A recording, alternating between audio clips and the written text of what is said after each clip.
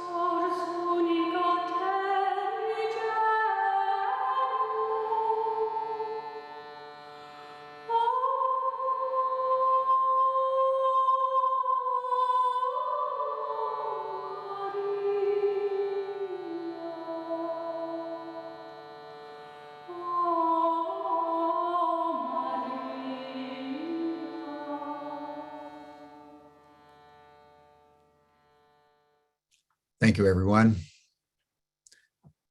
I want to begin our program today with a personal statement. As a citizen of the United States, although I was born in China of missionary parents, and for the first 18 years of my life, I had dual citizenship, Chinese and American. And when I was 18, the State Department sent me a letter saying I had to choose. And I wanted to be Chinese, but my father insisted that that was an impossibility in today's world with the conflict between the United States and the communist China. And so I declared myself and signed my signature formally eschewing Chinese citizenship and embracing that of the United States. My ancestors on my father's side came over to North America back in 1686 from Provence in France. They were Huguenots. And if you have read Barbara Tuchman's work, The March of Folly, The History of Stupidity, from Troy to Vietnam, one of her chapters is on the expulsion of the Huguenots from France by Louis XIV. And if you look back on it, it was an extraordinarily foolish thing for Louis XIV to do. He kicked them out because they were Protestant rather than Catholic. But in kicking out the Huguenots, he decapitated the merchant class, the entrepreneurial class from France, from which it didn't recover from a very, very long time. Many of them went to Germany, which had more latitude in those days, given the Protestant Reformation in the 16th century by Martin Luther, if you remember those times. And many went to the United States. And in 1648, my forebears landed in North Carolina. And so for 10, 11 generations now, the Garrison clan has been part of American history, although we can trace our lineage and our ancestry back to various villages in Provence. And so we've lived American history since before 1776. We were there 100 years, 100 plus years before the Revolutionary War. And my forebears, my male forebears on my father's side there's been a consistent tradition, a lineage of being writers and soldiers and preachers. And I have a little bit of all three, although I didn't know that till I was, 19, 20 years old. I didn't know anything about the Garrison clan, and they found us because there was an Isaac Garrison family association after Isaac Garrison that lived from 1732 to 1836, I believe it was. Had 4 wives and 32 children, and spawned a clan. And they were looking for these outliers, and we were one of the outliers because my grandparents on my father's side were hillbillies. They were poor whites, illiterate whites making moonshine in the Ozark Mountains of Missouri. And so they kind of disappeared for a while, and they finally tracked us down. So I've felt American history, but it's been in a very peculiar way because I was born in China when I became 18 and the Vietnam War was raging. I refused the draft and essentially broke diplomatic relations with the US government, refused to go get a physical, refused any cooperation around the Vietnam War. And I went off to college. They lost me in their files. So I was never reprimanded. I would have gone to prison because I refused any kind of cooperation. Then I got involved in all kinds of civil disobedience and nonviolent resistance against the nuclear power industry and the war generally back in those days, and got arrested a number of times, been in jail very briefly, and but have articulated, because of the Vietnam War, a critical relationship with the US government. And I wanted, just on the 4th of July today, again, to speak out against what's happening as an American citizen, as a patriot, someone who loves his country like all of us love our countries, but who aspires to a global citizenship that transcends ethnicity, that transcends nationality. I think we're in a world now where nationality and ethnicity need to be superseded. And if there was a way for me to exchange my US citizenship for world citizenship and embrace the commonality of all human beings in a single family, that's the goal to which I aspire. But there's something deeply broken now in the United States. in the polity. And I think it's at three levels that I just want to briefly articulate, and then we will move on to our rewilding discussion. But given the fact that this is the 4th of July, I wanted to speak this as a solitary personal expression. Number one, I just want to note the recent Supreme Court decision around abdicating a woman's right over her body. There was a bit of news in the newspaper that a 10-year-old girl who was raped had to go to another state that still allows abortion to have the procedure. And there was all kinds of consternation in the press. Would you arrest a 10-year-old girl? That's what's happening now in America. As the right wing that has, for the last 50 years, since Nixon's Southern strategy and the Lou Powell memo that we've discussed multiple times, there's been a concerted attempt by the extreme right, not only the white supremacists, not only the extreme conservatives, but the entire Republican Party, backed by Donald Trump, reinforced by the evangelical Christians, are developing a policy formation that is coming to fruition after 50 years of a relentless campaign. And Roe v. Wade and subsequent decisions, even just last week, to make it virtually impossible for the Biden administration to deal with climate change. They've now enabled states to go into the Native American reservations with impunity. So the Indian reservations no longer are preserves, and they're open to state power, including taking children from the Native American families and putting them in foster homes so they can be Christianized. That's what the Supreme Court is doing. And I think we all, as American citizens and world citizens, need to understand that and speak out against it in every way that we can.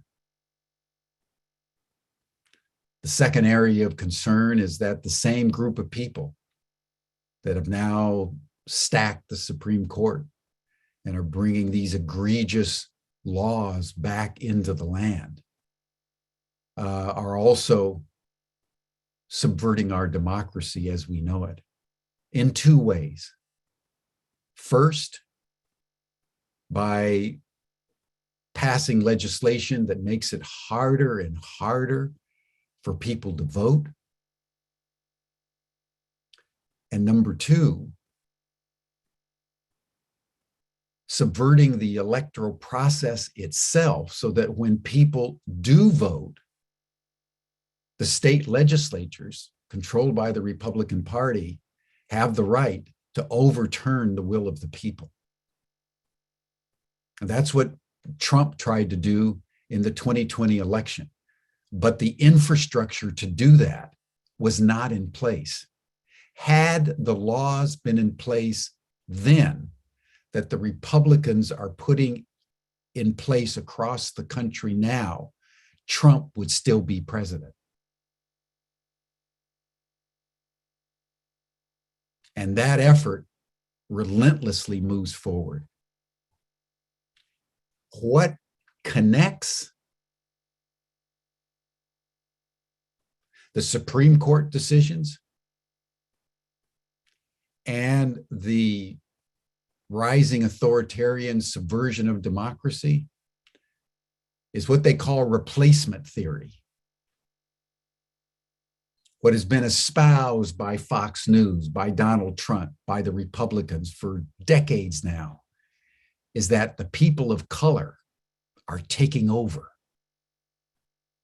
and white people are under threat. And they have to protect themselves because as more and more non-white people increase and the white population decreases, how do you block it? Well, you block them at the border. You don't let them vote. And you make sure that if they do vote, you can overturn the election. That is the strategy that has come within a hair's breadth of being implemented in enough states across the United States to control the electoral process, which governs the presidential elections every 4 years. So the situation in which we find ourselves is highly dangerous, nearly 250 years after our founding.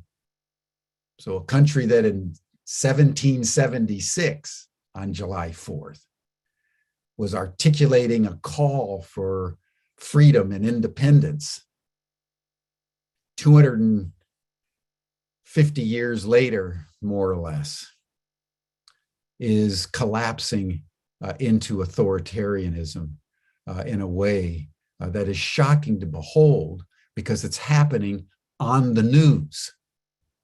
It's not a hidden coup. It's a coup happening in broad daylight. And that's one reason why we've had so many sessions on Humanity Rising about the crisis and challenge of democracy, because it's very important that we understand the gravity of what's going on and its portent to the world. Thirdly, and I would say finally for today, but there are many other issues in addition to the three that I'm mentioning, is the way that the United States has brought war to the world through what's going on in Ukraine. And I know this will be a little shocking to many of you who witness what's being churned out on CNN and MSNBC and BBC and so forth, that somehow the Ukraine war is due to unprovoked invasion by the Russians that want to seize Ukraine and establish hegemony over Eastern Europe. Nothing could be further from the truth. And the simplest way to put it for you to think about on the 4th of July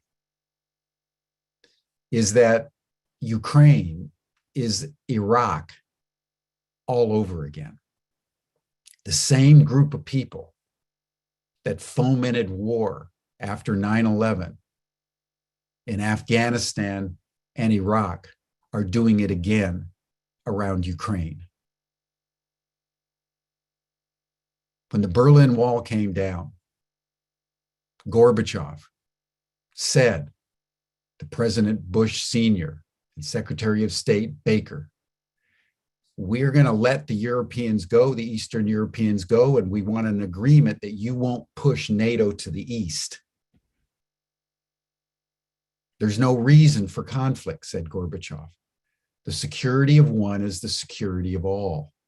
Then the Soviet Union collapsed a couple years later in 1991, and the Soviet Union wasn't communist anymore. There was no reason to be enemies, absolutely none.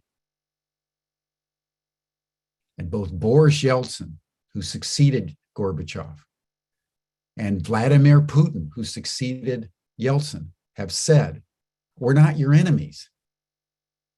Russia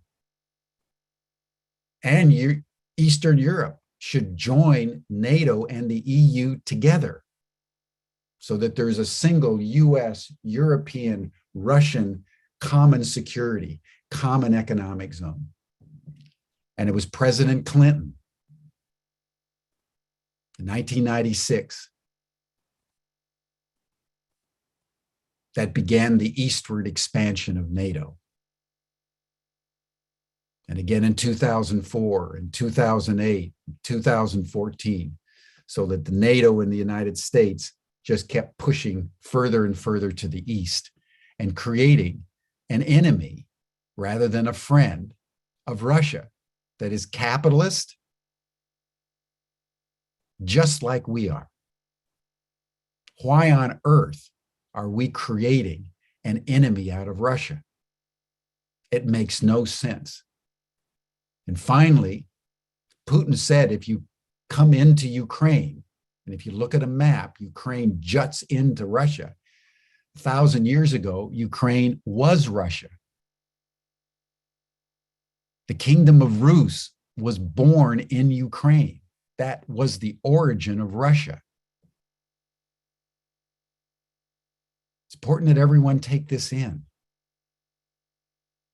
That Ukraine and Russia have had a symbiotic relationship for 1,000 years, since the 9th century in the kingdom of Rus.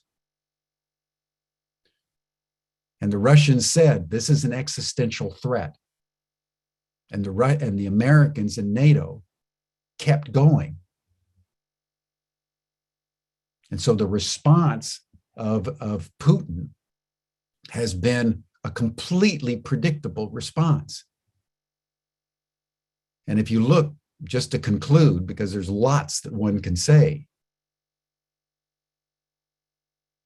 there was no big invasion of Ukraine to take over Ukraine and Eastern Europe. All you see on the map is the eastern part of Ukraine and just north over the Azov and Black Seas, which gives them a land bridge to Crimea, which they've had for 1,000 years.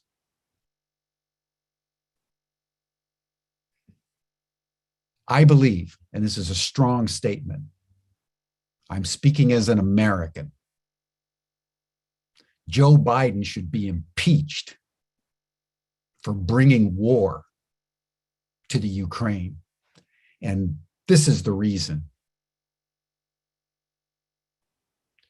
Everywhere around the world, what's happening? Climate change, runaway climate change, escalating turbulence at every level. What we need is global cooperation to deal with the existential threat of runaway climate change. And what is the United States doing? Fomenting war. And the war that's being fomented in Ukraine is global. All of Europe is now consternated and involved. Russia is now making an alliance with China and India and Saudi Arabia and Brazil. And I would note that it's the whites, the US and Europe, against the people of color. So this racism that's so deeply embedded in the American character and soul is spilling out now. And right at the moment when we need to have global cooperation to solve critical global problems, we are fomenting global war and destabilizing the very global infrastructure that we need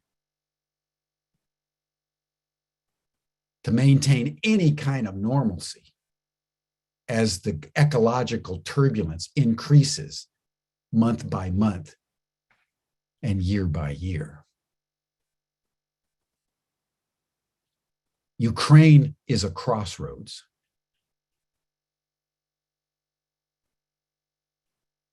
The most obvious thing in the world is for us to have an immediate ceasefire in Ukraine and sit down and do the most obvious thing in the world.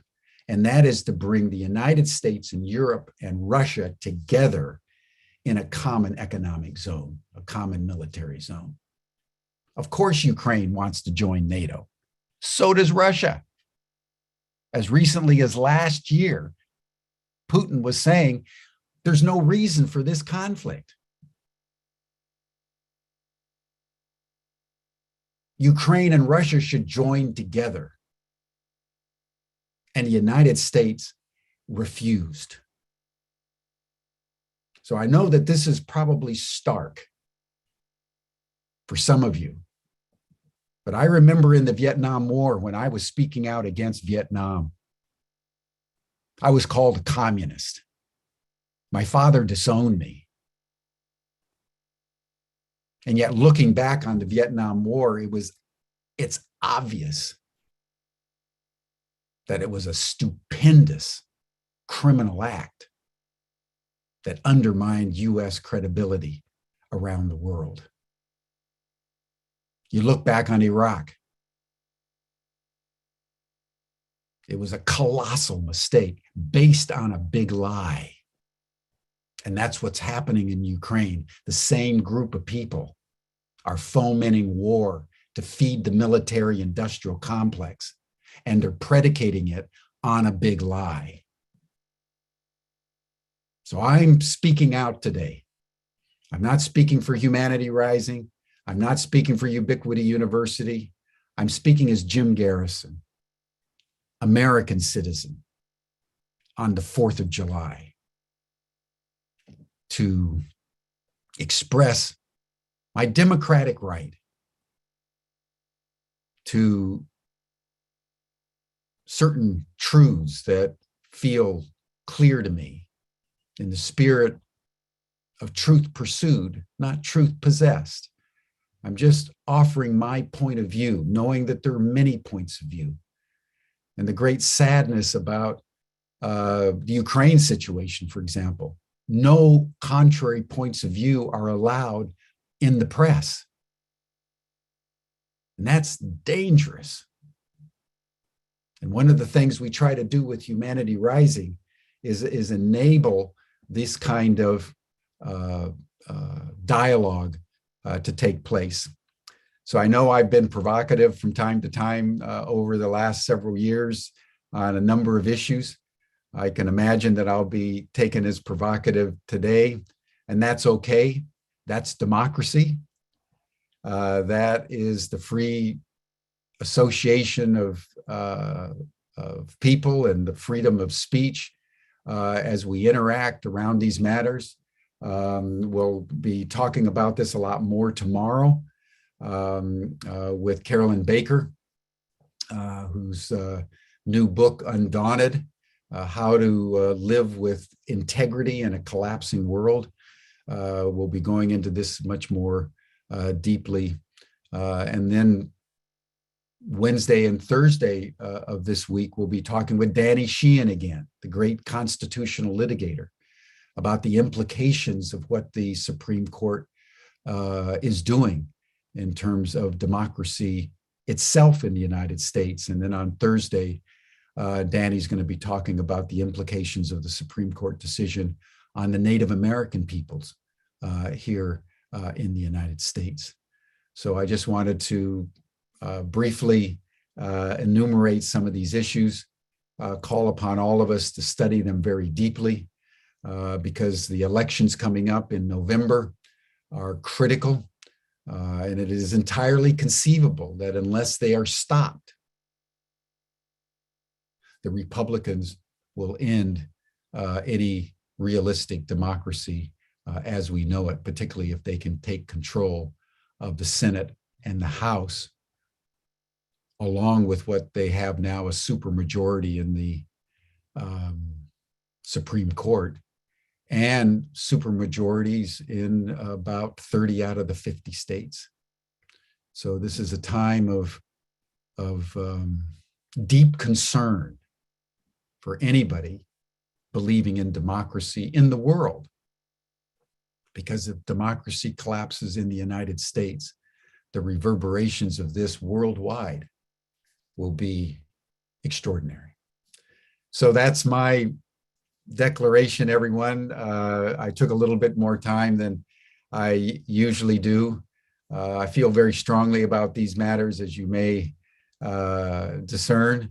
I appreciate and welcome all kinds of feedback and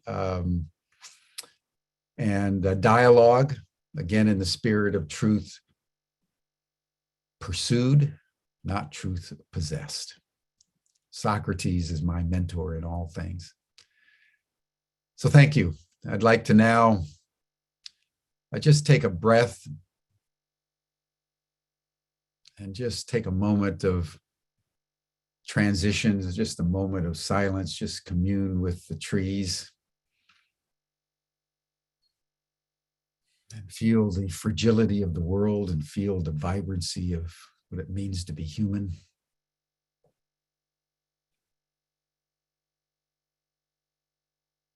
So much rests on our choices now. Literally the fate of the world. And I'd like to introduce our speaker, and Rachel Corby, who we brought on today because it was the 4th of July, so that rather than patriotic fervor, we wanted to consecrate this session really on nature and how we as humans can move beyond the strictures of nationalism and ethnicity and class and religion and any kind of sectarian divide, and embrace nature as a sentient, aware, intelligent partner in this larger ecosystem. So Rachel, if you turn your video on and take yourself off mute, I want to welcome you. Rachel is from England. She's from the west of England, around Stroud, if you know it, near Bristol.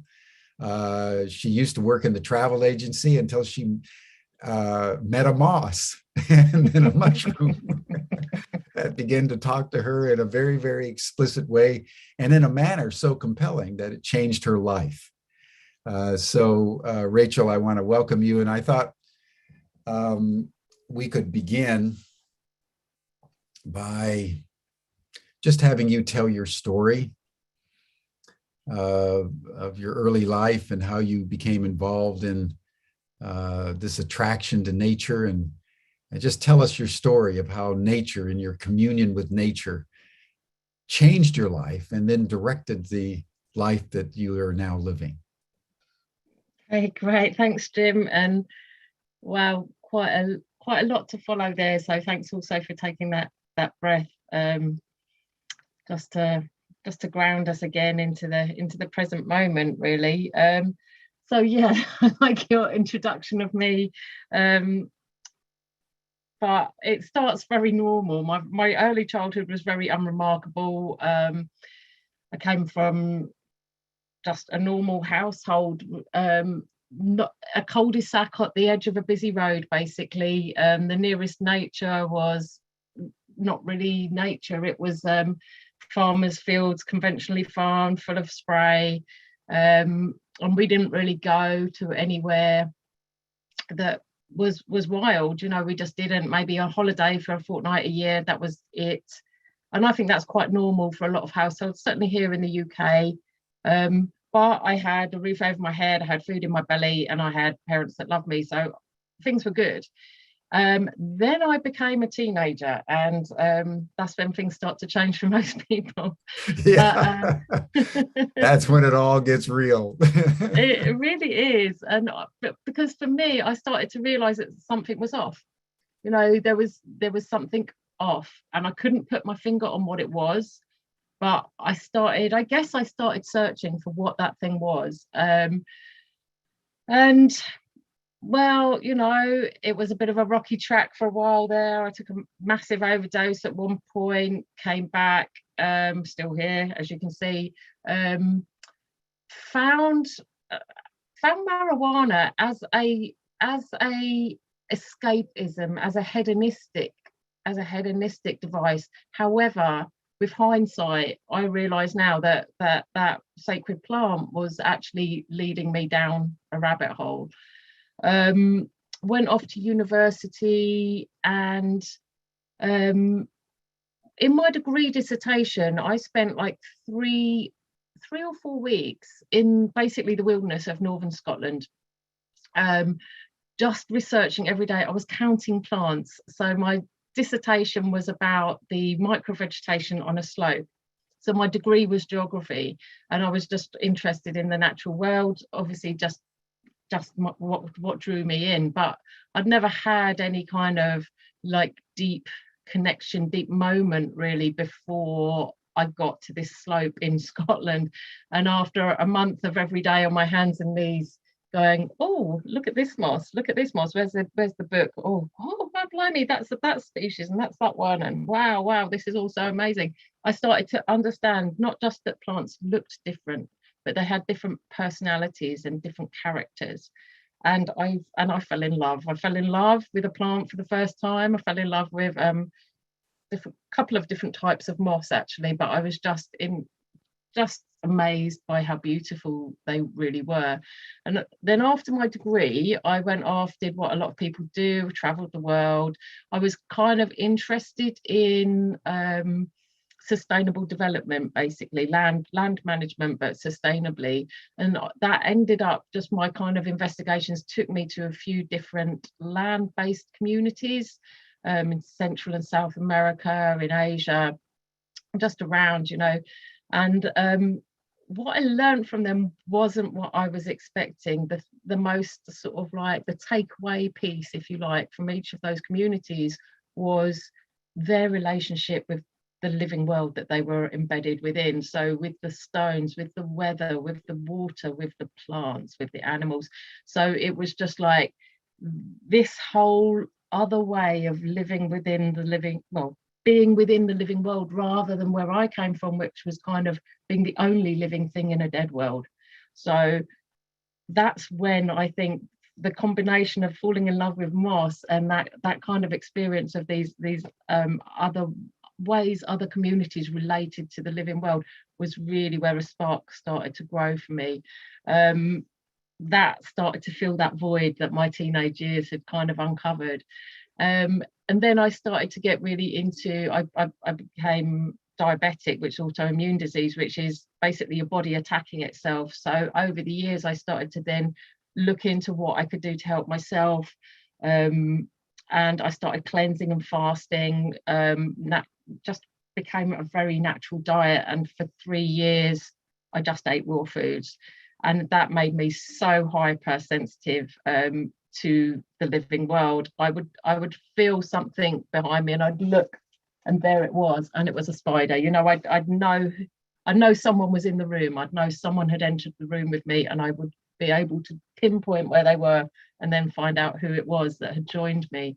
So it was during that time really that I really fell deeper and deeper into this kind of living plant, communicating with plant whispering kind of world that I now live in all the time. And as Jim said in my introduction, so after all of this had happened, I was still, went back, lived in London and was working as a travel agent.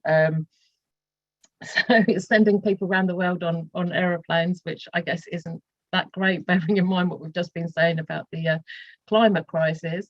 But still throughout all this time, I was going deeper and deeper into this world of plants and then mycelium. And one sunny day up a hillside in Wales underneath a hawthorn tree, I was communing with the mushrooms, and I was asked, I entered into a sacred contract with the mushroom to basically that my job, if I fulfilled the contract, my job would be to just spread the word of the livingness, of the sentience of the other beings we share our lives with. And so ever since then, I've made my life into a life that does that, through writing, through appearing on things like this, chatting, and teaching workshops. So that's what got me here today, Jim.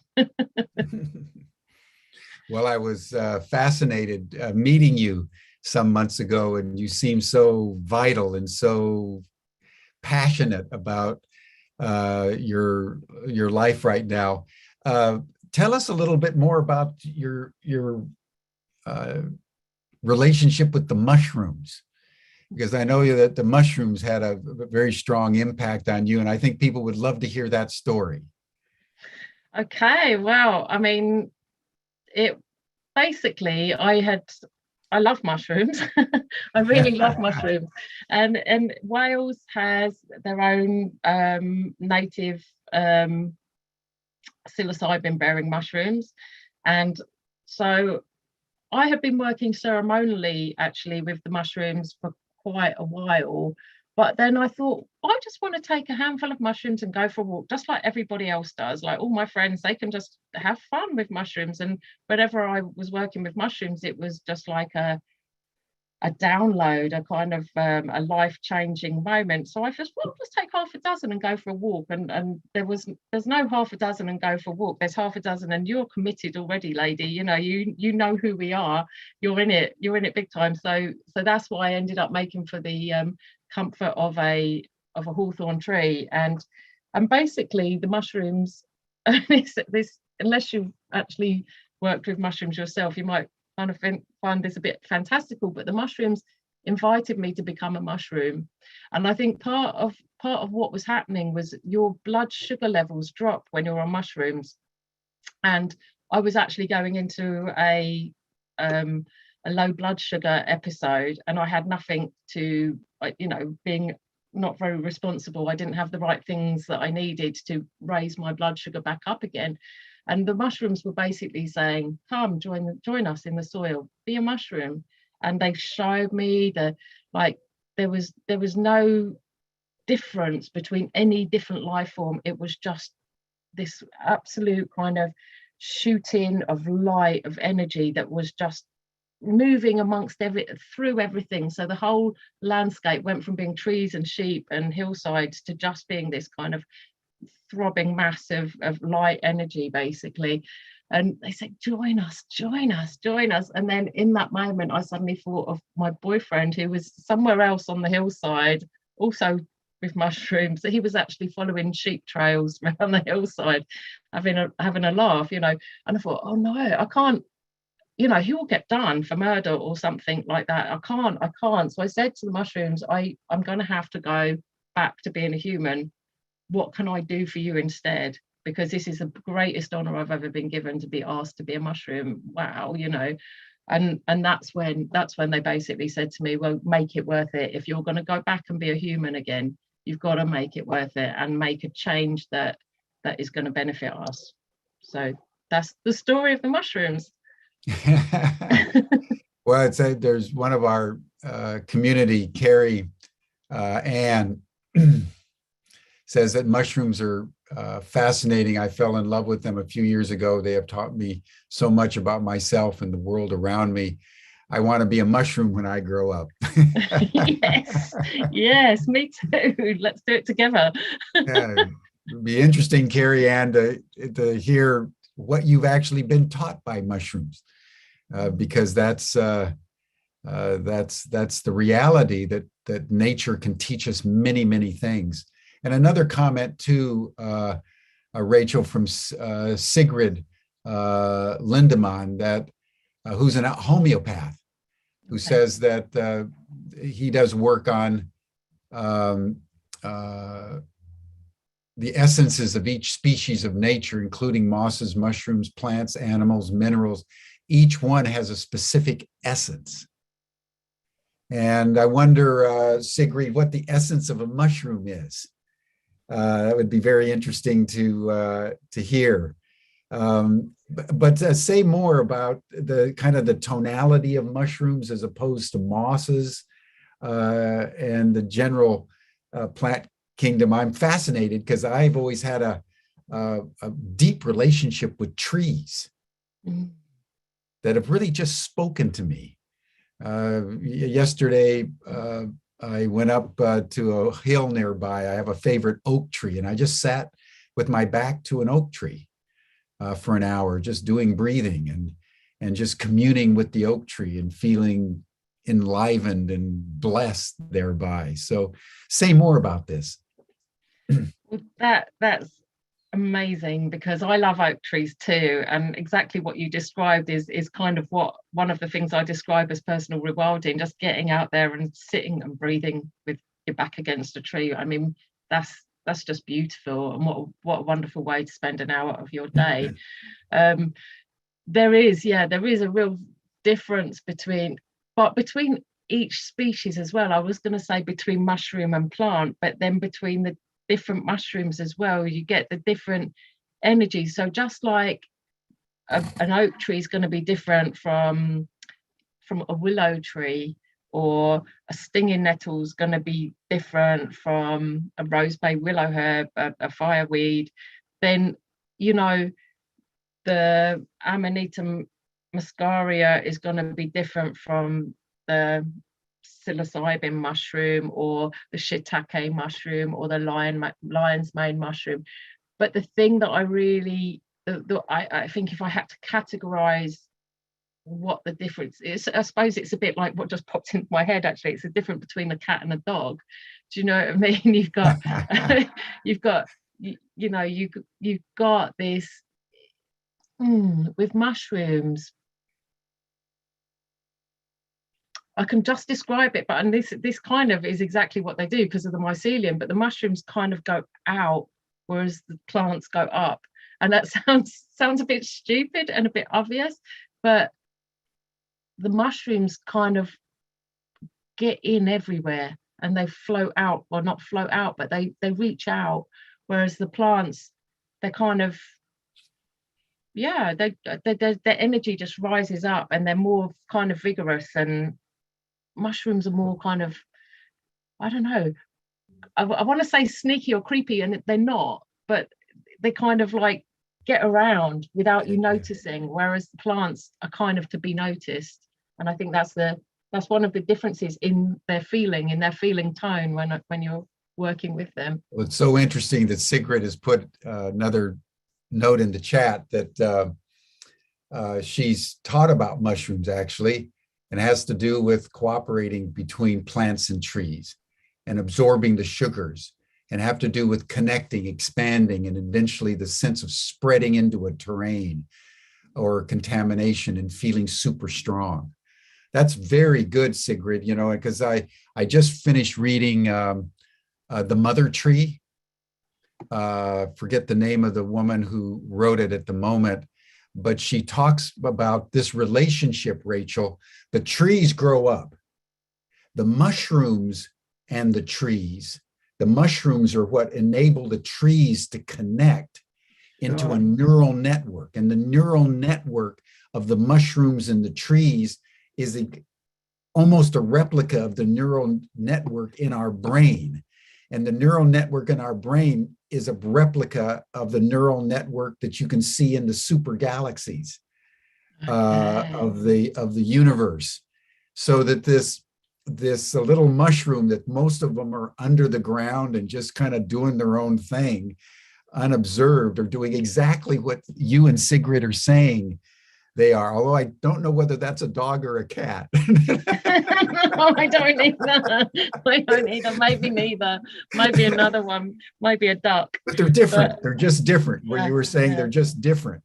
They are just different. And yeah, I mean, I think they don't take much glory. If there wasn't mushrooms, if there wasn't mycelium, there wouldn't be life, because as you just explained, you know, they help the plants grow. Without sort of a mycelial network, the plants wouldn't thrive in the way that they do. So yeah, they're absolutely essential for all life. Yeah, Sigrid, Shannon's making a good suggestion about you joining the conversation. Are you open to that? Because I could go down and make you a panelist, because I'm sure you and Rachel would have a very interesting conversation. But tell me if that's of interest. Wait and see. She hasn't. Yes, sure. Yes, oh, good. great. Okay, Sigrid, I'm going to promote you. Great idea, Shannon. Thank you.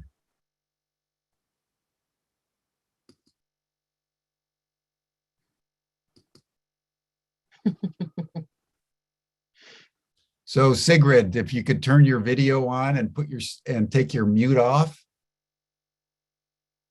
Video on. Can hear you, can't see you. Yeah, we can hear you. We can't see you yet, but we can hear you. There's no video function. Oh, okay. Sorry about that. Well, just join in. I mean, since you have a a deep relationship with mushrooms like Rachel does. May I introduce you to Rachel? This is Sigrid. Sigrid, this is Rachel. Talk to us about mushrooms. Lovely to meet you, Sigrid. I'd love to hear your story. Okay. So Sigrid, just tell us about your experience with mushrooms. We, as homeopaths, we prepare remedies also from mushrooms. So I have researched that and will teach again. Mushrooms have this quality of connecting, and people who need these remedies, they feel extremely connected. For example, I had one guy, he was doing this couch surf and traveling the world. So that is a kind of a typical mushroom like behavior of, moving out around the world on the cost of somebody else, on the couch of somebody else, but also bringing something to the story, So beautiful. I thought this was quite amazing. Or I had another patient, he got a mushroom made from corn, which is actually eaten in Mexico as a delicacy. I don't know, the Ustilago is the Latin name. And he had been a Tibetan monk, and then one good day he just needed to dance and ran away. And he was an American. He lived the life of paradise in the Tibetan monastery in Switzerland. And he was well taken care of, He was well taken care of. But of course, still then it was limited. And he just had to go and DJ and dance and left. And in the healing, he understood that, he can't just barge in and stay for free at people's, and he has to, learn to become his own person and not a parasite. He understood that his being a monk was primarily to be taken care of. I thought it was a good learning. Of course, also his body, he had lots of skin issues and self-confidence issues, and he always needed to connect with people, and so he lost the need. He enjoyed it, but he didn't need to do it. But he would, be in an ashram kind of setting and connect to everybody, and that's how he would always live. Also interesting, I think, is these sekali, this which was on the wheat and on the barley, and in the Middle Ages in Europe, the people ate this and then they were going crazy, and actually it was probably because they were poisoned. Well, that's ergot, right? Ergot, yeah. Ergot, yeah. That's been a hallucinogen for thousands of years. They believe they were using that back in the Eleusinian mysteries of ancient Greece, and also in Egypt. Yeah. Yes. So and even actually psilocybin and ergot both are used for strong cluster headaches medically. Okay. Wow. It's quite interesting that both of your clients that you mentioned, it was about like connecting out a lot. Yeah. Networking. We talk so much of networking today, but maybe it has to do with the philosophy of that's what mushrooms do, is network. That's exactly what they create underground. Massive network. They form like the whole forest, but even like ergot or Ustilago live in corn, and they're probably connecting there too. Or they're also potato mushrooms. So if we think of the logic of mushroom, they should be connecting also, you know, Now, what's everywhere the difference? underground, probably everywhere. Yeah. What's the difference, Rachel and Sigrid, between sort of regular mushrooms and hallucinogenic mushrooms? Because the mushrooms have that very specific and peculiar psychoactive aspect in a way that, you know, most plants don't. Why do you think that is? And how, what would be your comment on that differentiation? I think everything is quite psychedelic. It just is a matter of how sensitive you are to it. And there are certain mushrooms that drop right into the very, like, you're not going to miss us category. But you know, your little button mushroom, maybe you'd think, well, that's not going to change my psyche at all. That's not going to have an impact on me at all. But it's the same in the garden, you know, any flower, anything that you take from, you know, a leaf or a petal, and then you put it in your mouth and you eat it, some things will have a really strong impact on your system and others less so. I mean, one of the things I started the conversation with was marijuana, and okay, yes, I smoked that, but so I didn't eat it, but you can eat it and that will knock you out. So I think I don't think mushrooms are specifically more so sort of in that category than plants. It just depends which ones you're talking about. Oh, I see. And how sensitive you are to noticing that there is an impact just from cutting. Okay, so when you next time you cut parsley ready to put in your meal, just really be in the moment and drop into the parsley, and something will happen. A small change will happen. Promise. What do you say, Sigrid? Actually, in my seminars with homeopaths, I often have my Sunday morning exercise of identification. So we go usually in the garden, or we have live plants inside. And then we do a little focus exercise of first to observe the plant for 5 to 10 minutes very closely, then to identify with the plant for the same time, and then to look at the plant from a distance so we can sort of try to perceive the energy. And then we bring it together and share what we sensed. And it's actually quite amazing how much sense people can get to plants. Now they could do it also similar to mushrooms. So yeah, I relate to that every plant, every mushroom, because they're not plants, has its specific information field, energy, essence, how we want to call it. And in homeopathy, actually, we do trials. So what we do nowadays is we come together for 6 hours, we take a new substance and we produce the medicine and are open to test it on ourselves. And then we collect the symptoms. And then we got that way we get to know about the essence of this plant. So we did a blue whale. We had a bone of a blue whale. We did ayahuasca. We did a lizard.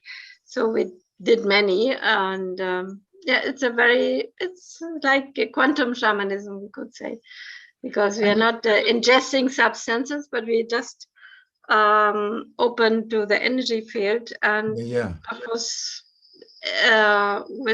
with mushrooms, actually this also happens, no?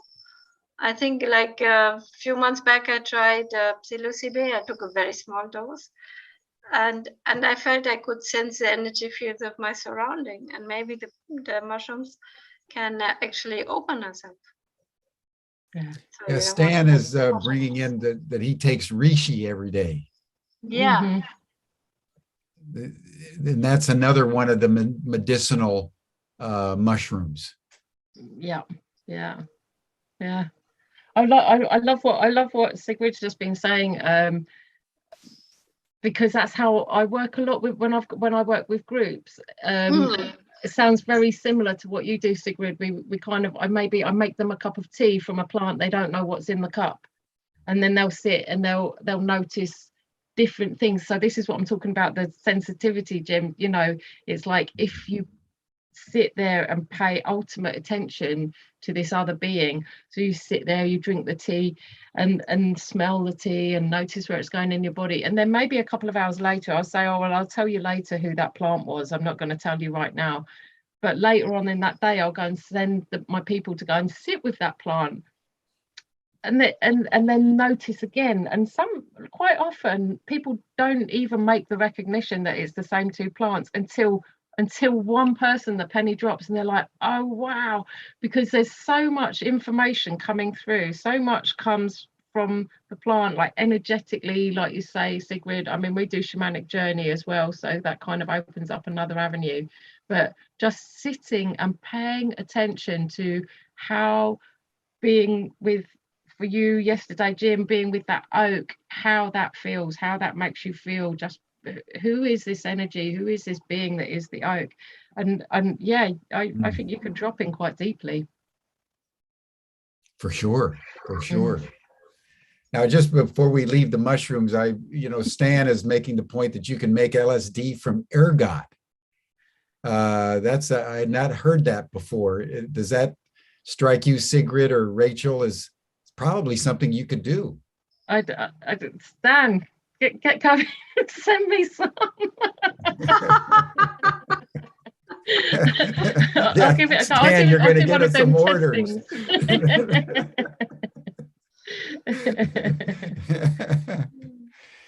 Let me switch from plants to other sentient beings, and I'm thinking of the birds, our dogs, and our pets.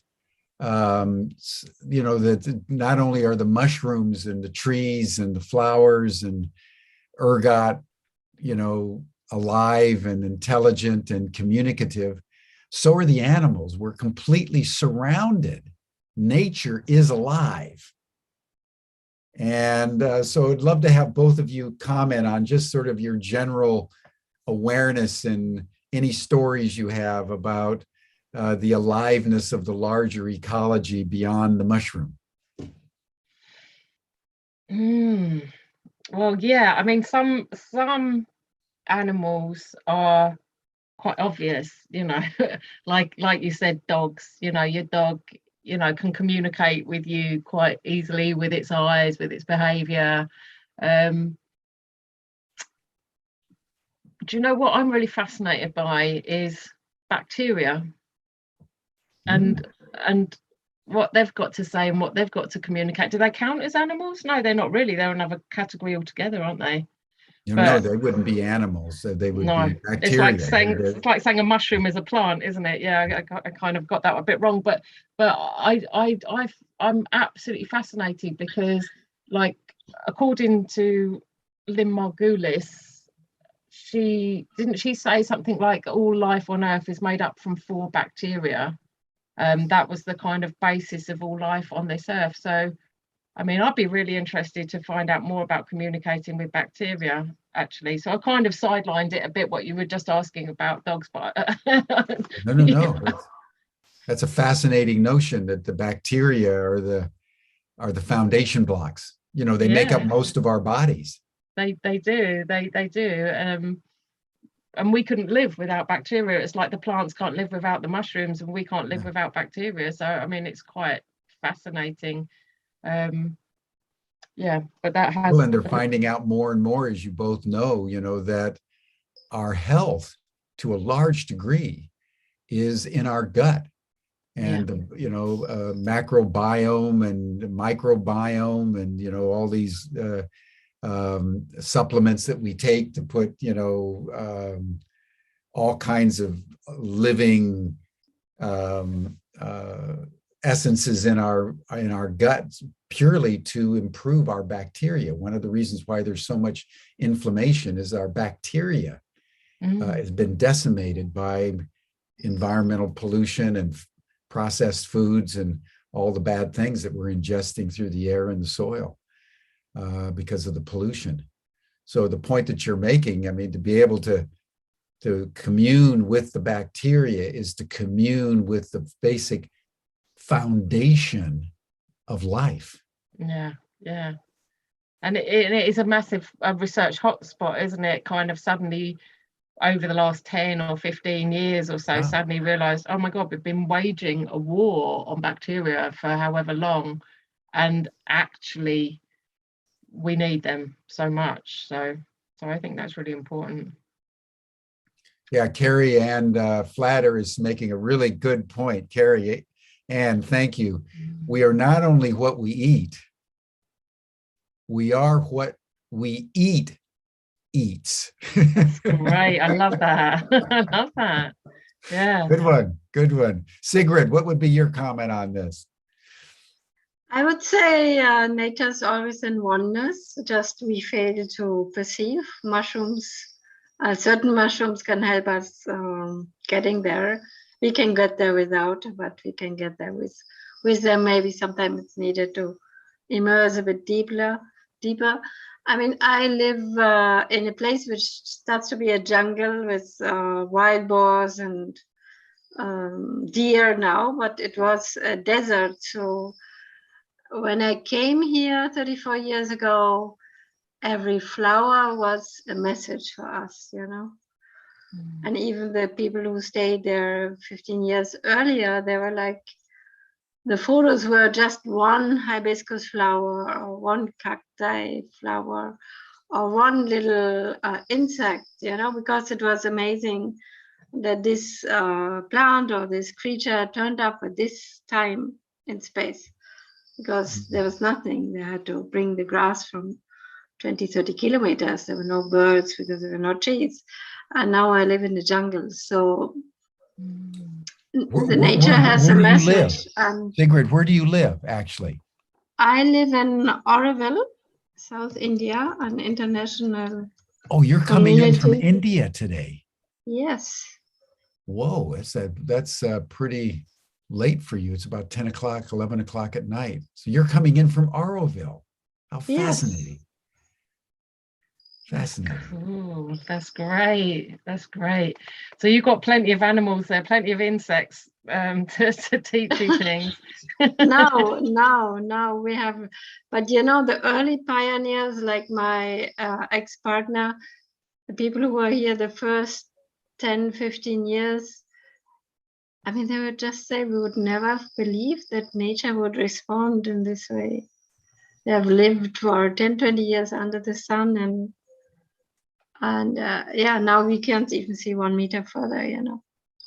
We can 1 meter, yes, but yeah, you could see 100 kilometers. Now you can't see 5 meters.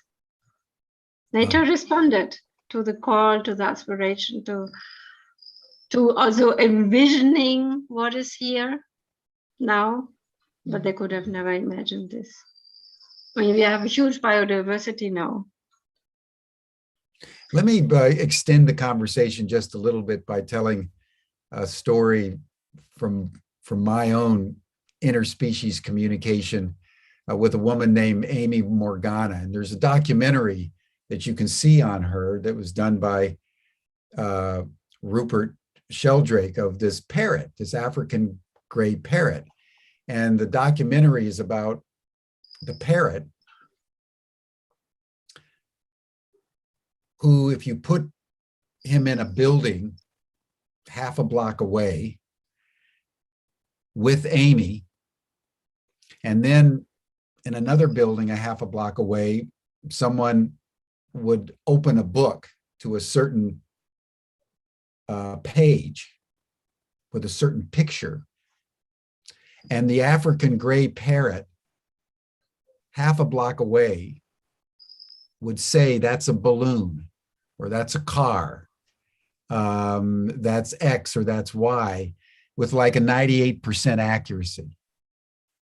And I was so fascinated by the documentary, and I knew Rupert, who's an old friend of mine, and his son Merlin has written an extraordinary book on mushrooms recently that probably you've all heard about. So I called Rupert up and said, I've got to meet Amy Morgenthau. And he made the introductions, and I went to New York, and I visited her. And one little thing that I will say is she had just recently had breast cancer. And so I wanted to get some flowers. But this was pre-internet. This was pre-cell phone. So I thought I was late. So I'll just, as the taxi drives up north in New York, up to Harlem, I'll just look for a florist along the way. And I didn't see one. So I didn't stop. So when I got to the house, knocked on the door, Amy opened the door. And the first thing the parrot said to me was, "So where are the flowers?" Amazing. And he dive bombed me. He was angry.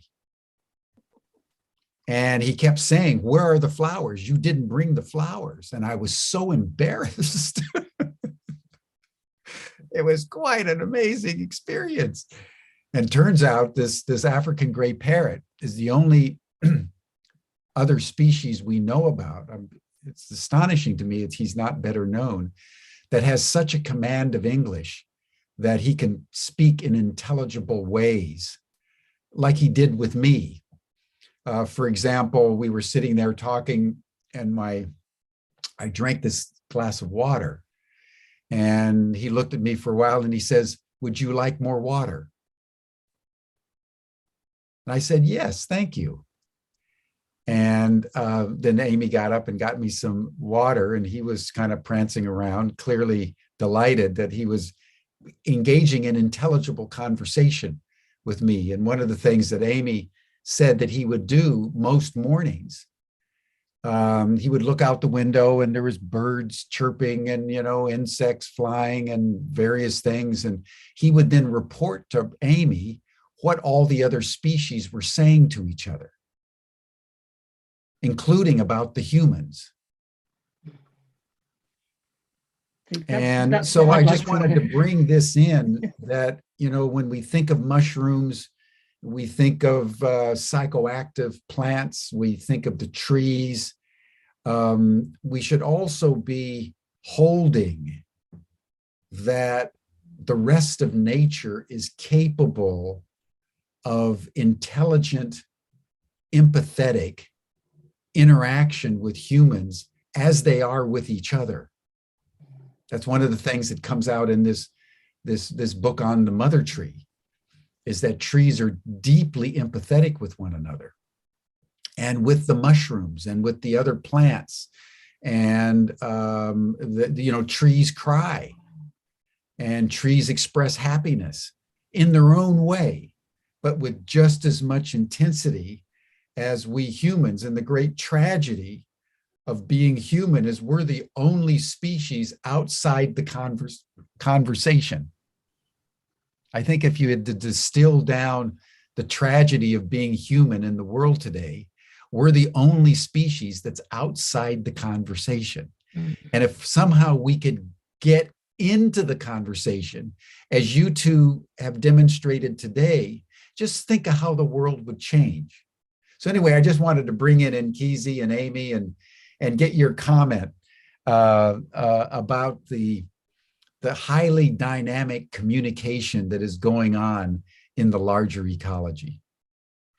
Do you know, Jim, I think that's the one thing that would change everything, is that if humankind kind of entered into the conversation, because I think that's what has, you talk about rewilding and reintroducing sort of keystone species. That's our internal keystone species right there, is kind of being part of the conversation, because suddenly we're not separate anymore, and all of the all of the things we do to the earth we would just stop doing, and all of the problems that we have, not just human problems like anxiety and depression and all of those things, but all of the problems with what we've created with the mass extinction, with the climate change and everything else, they're symptoms of our misalignment. They're symptoms of the imbalance, because we're not in that conversation. We join that conversation and suddenly we find new ways. It's like that whole the Einstein way, you can't fix what, I can't remember what he exactly said, but something along the lines of, you can't fix with the same mindset that broke it. Yeah, the consciousness that produces the problem can't solve the problem. Absolutely. That's absolutely it. And so yeah, let's get the grey African parrots all round. I think I want one. Sigrid, what would you say about Nkisi and that whole phenomenon? Yeah, the mushroom, the parrot, that's amazing. My daughter is, she's with horses all her life. So she's doing natural horsemanship. And I mean, her horses, because they're kept naturally, they're roaming around all day. And they're like, all of them understand me, even though I'm not constantly with them. Like I come with my homeopathy pills to help the hoofs of this big horse, who's the sweetest of all.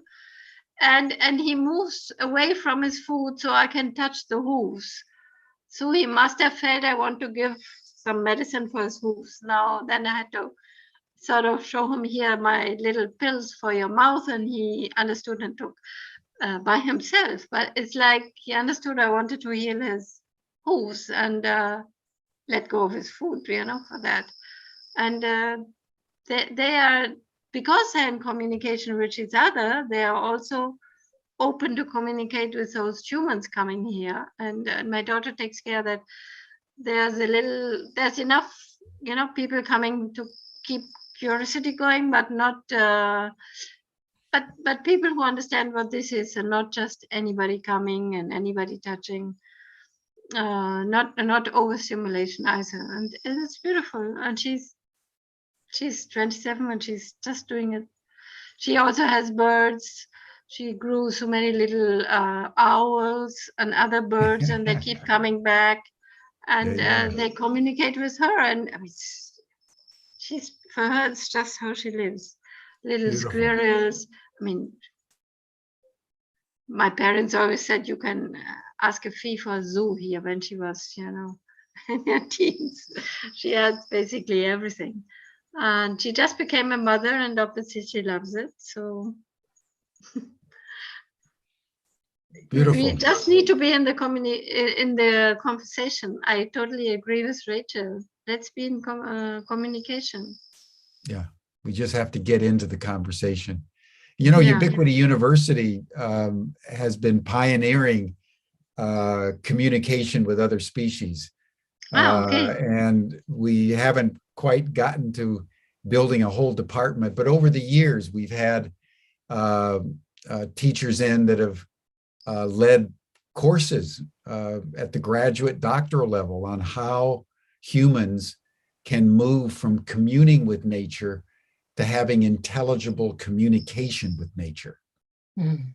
And that's when you really, in my view, would start to break new ground, when you really start to develop intelligible communication like Amy has done with Nkisi, and so that they just talk together in a conversational way as two intelligent beings. One happens to be a parrot and the other happens to be, Homo sapien. But just think if you could bring a cat in, or, a dog, and you could just sit together and have a conversation like on a Sunday morning and talk about your week. I mean, that is a level of communication beyond the sort of imaginable, because when I work with the plants, and we do have two-way conversations, but it's all about sensitivity. It's all about your body. It's all about noticing these tiny, subtle incoming messages. And I've recently started working a couple of years ago with these people that do they call it zoopharmacognosy, where the plot, a bit like you're talking about, Sigrid, like offering the medicine, the homeopathy to the horse, and the horse says yes please kind of thing and takes it. But they're doing it, these people are doing it with herbs, just offering herbs, and the horses come on, the dogs or whoever come up and say yes to that one, no to that one, or we'll have a bit more of that one. But it's still very, very basic to kind of be in that conversation that you're talking about, Jim, would be you know, it'd be amazing, wouldn't it? I mean, being an English speaker, we always have it easy, don't we? Wherever we go in the world, most likely you're going to find somebody that can help translate for you. It would be nice if maybe we found a way that we could remain lazy. By the way, Rachel, Kurt Kruger has a question for you. He says, what would you say about this? Our dog Duke passed on last week after being born 15 years ago in our home. My sense was that he wanted to be thrown down the hill for feed for his coyote buddies he used to run around with. But our family thought I was crazy, so he's now buried on our property about 10 feet away from where I'm on this call. What would have been your advice to the family on the passing of Duke? It's hard, but if the immediate family were all in agreement, I would have flung him down the hill as if that's his last request. You know, I think that's reasonable. I think that's reasonable. But he will go on to feed the soil. He'll feed the worms. He'll feed the soil. He'll go back into the cycle. We all do. You know. Yeah. Do you have any comment on that, Sigrid? Yeah, many stories, my daughters. Like we had this lovely dog who survived him a broken shoulder, and he would always go to my daughter's house when she was there, and to my house when I was there, and he knew the days of the week. And at some point, his son took over the kingdom at my daughter's, and because he was getting old, and then the son died, and then soon after he stopped eating and also died, and it came to all of us independently that he felt like, okay, you know, with his son, he still was a dog, you know, he could, you know, be the owner of the place because his son was big, but with his son gone, he wouldn't have a dog life anymore, so he decided to quit. Yeah. He was old, but still, it came to us independently, you know, just as a soul. Or my daughter had this Pomeranian, and she died of old age, and we really felt she couldn't stay in that body anymore. And 6 months later, my daughter, we are in town, and she gets out of the car and runs across the street. I'm like, where's she going? And she found a dog exactly like this. So she came back. Fantastic. Yeah. Well, listen, Rachel and Sigrid, thank you so much for joining us today. This has been a marvelous conversation. It's been inspiring. And Rachel, your story of your teenage years and your encounter with the mosses and then the mushrooms generated an amazing conversation about life on Earth and all its splendor and multidimensionality. So I just want to acknowledge you and thank you, and Sigrid for your comments and for your willingness to jump on a call from Auroville in India. Yes. This is really a remarkable gift today. So I'd love to close starting with you, Sigrid, and then you, Rachel. Just give us a final thought or a final piece of wisdom about communicating with sentient beings on our planet. Sigrid. If we could see the space of the emotional and the mental space or communication space of each living being, if we could just imagine we could see it, and then we could navigate together in unity. That's what I would like to say. Beautifully put. Beautifully put. If only we could communicate intelligibly, we would reach unity. Beautiful. I believe that too. I believe that too. Rachel. Yeah, well, I've kind of been scanning a little bit in the comments, and I think pretty much everyone on this call is on board. But for anyone who isn't, for anyone who hasn't kind of made that breakthrough, just open to it by just starting to acknowledge and say hello to the other living beings. Just start talking to them. Talk to them like you would your house cat or your dog, the plants in your house. Why treat them differently to the house cat or the house dog? Just start talking with them. And if you are already, deeply in and chatting with everyone and everything, then maybe suggest that out to some of your friends and see how they get on with it, because I really think this will change everything. Yeah. I think if you had to pick a frontier that if humanity would cross, would change everything, it's interspecies communication. Yeah. We would have to humble ourselves, like Rachel and Sigrid have humbled themselves to the level of a mushroom, a moss, a horse, a flower. And all of a sudden they become our teachers. And through that teaching, we discover aspects of ourselves we never even knew existed. And we feel one with all sentient being. So, my dear friends, thank you so much. This has been a marvelous, marvelous way to celebrate the 4th of July with just feeling the human interactivity with the rest of the world as we breathe together as a single human bacterial, mushroom, moss, plant, animal, bird, fish family. It's all one, and it's all beautiful. And it's been wonderful to be able to just acknowledge that today and feel it. I feel enormously better. I started the call expressing some deep issues that have been troubling me about the United States, and I'm finishing the call feeling unity with all of you and unity with the larger ecosystem. And for that, I'm very, very grateful. So Sigrid, Rachel, thank you. You've embodied the future. Thank you very much. So much. Thank you, Jim. Thank you, everyone.